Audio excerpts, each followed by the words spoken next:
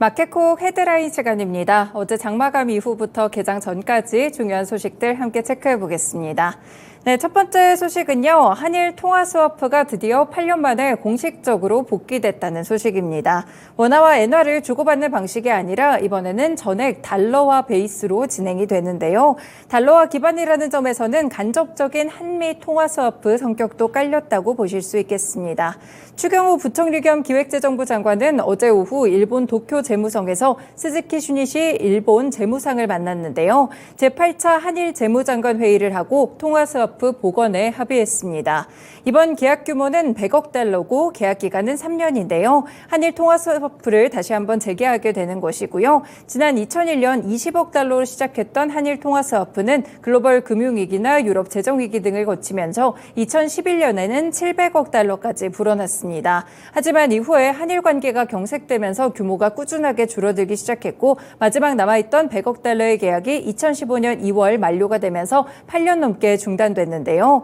한일 양국 모두 이번에 통화 스와프를 통해서 100억 달러의 미국 달러화를 추가적으로 확보한 셈이고요. 그만큼 외환 보유액을 확충하는 효과도 거둘 것으로 알려지고 있습니다. 통화 스와프 소식 계속해서 나왔었는데 어제 공식적으로 이뤄졌다는 점 참고해 보시면 되겠습니다. 네, 두 번째 소식입니다. 한국은행이 다음 달에 통화안정증권을 12조 9천억 원 규모로 발행한다고 밝혔습니다. 통안증권은 통화량을 조절하기 위해서 한국은행이 금융기관이나 일반인을 대상으로 발행하는 단기 증권인데요. 경쟁 입찰의 발행 예정액은 11조 6천억 원이고요. 모집 발행 예정액은 1조에서 1조 3천억 원이 됩니다. 그래서 총 합쳤을 때 12조 9천억 원 규모로 발행이 되는 것이고요. 일단 이번 달에 있었던 발행 계획 대비 2조 4천억 원 확대한 수준으로 살펴보실 수 있겠습니다. 지금 1일물은 1조 6천억 원, 1년물은 1천억 원, 2년물은 4천억 원, 3년물은 1천억 원 정도 늘었고 모집 방식은 2천억 원 정도 증가했다는 점 함께 시장 뉴스에 참고해 보셔도 될 것 같습니다. 네, 다음으로 종목별 뉴스 들어가 보겠습니다. 삼성전자가 메모리 반도체 시장 침체로 전 세계 반도체 기업의 매출 1위를 탈환하는 데 실패했습니다. 시장 조사기관 옴디아에 따르면 올해 1분기 삼성전자의 반도체 사업 매출은 89억 2천만 달러로 집계됐는데요. 인텔에 이어서 2위에 올라왔습니다. 지난해 삼성전자는 연간 기준으로 세계 반도체 매출 1위 기업에 올랐지만 지난해 3분기 이후 3개 분기 연속으로 인텔에게 1위 자리를 내주고 있는데요. 이 삼성전자 반도체 사업의 1분기 매출이 전년 같은 분기 대비 55.7% 감소한 반면 인텔은 같은 기간 37.5% 감소하는 데 그쳤기 때문에 일단 이렇게 선두 자리를 지켰다고 살펴보실 수 있겠습니다. 이어서 퀄컴이 지난해 4위에서 3위까지 올라온 점도 눈에 띄고 있는데요. 삼성전자가 인텔보다 이렇게 매출 감소폭이 더 컸던 것은 전반적인 반도체 시장의 침체 속에서 메모리 업황의 부진의 골이 조금 더 깊었을 것으로 해석되기 때문입니다. 한편 일단 올해 1분기 반도체 시장의 전체 매출은 전분기 대비 9% 줄어든 1,205억 달러로 집계되고 있는데요. 옴디아는 반도체 시장이 지금 5개 분기 연속으로 감소를 하고 있다면서 이는 2002년 시장 추적을 시작한 이래 가장 긴 기간의 하락세라고 밝혔습니다.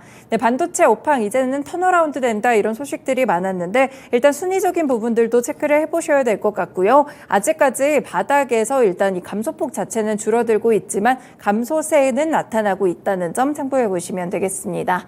네, 역시나 관련 종목으로는 오늘 반도체 투톱 종목들 삼성전자와 SK하이닉스 체크해 두시면 되겠습니다.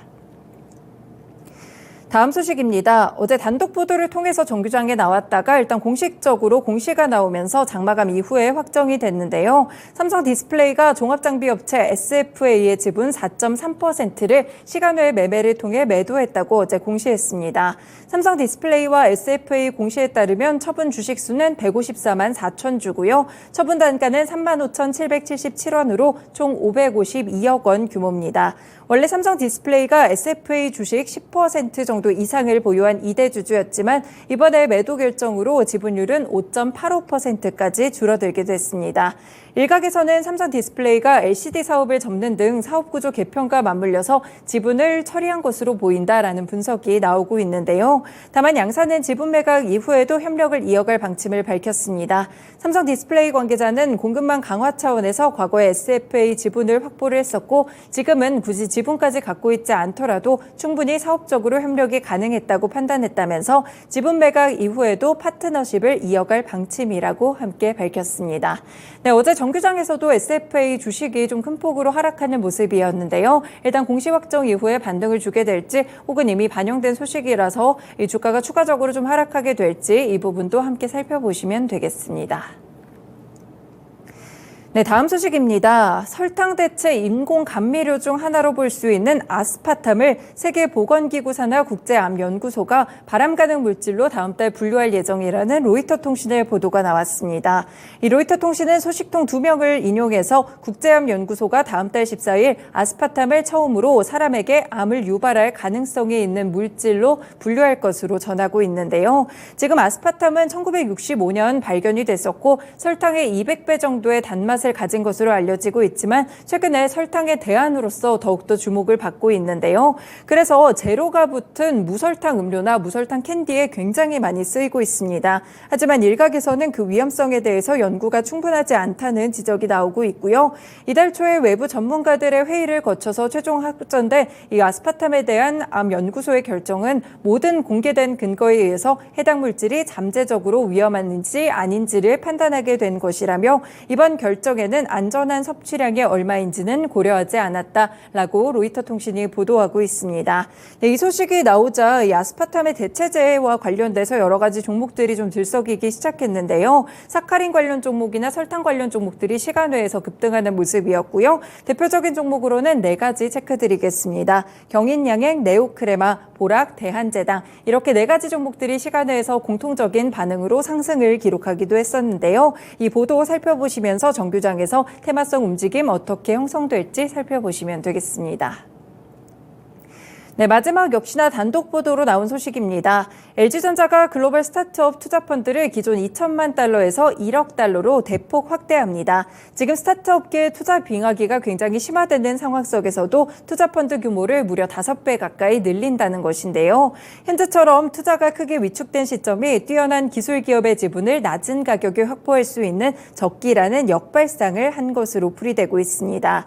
지금 미국 실리콘밸리의 LG 북미 이노베이션 센터는 글로벌 스타트업 대상 신사업 아이디어 공모전인 미래를 위한 과제를 앞두고 투자 펀드를 1억 달러까지 확대하는데요.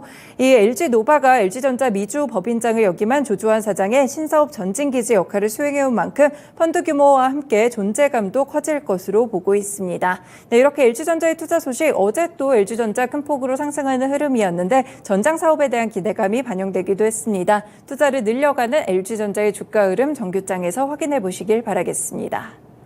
네, 오늘도 이렇게 6가지 소식들 먼저 정리해드렸습니다. 마켓콕 헤드라인이었습니다.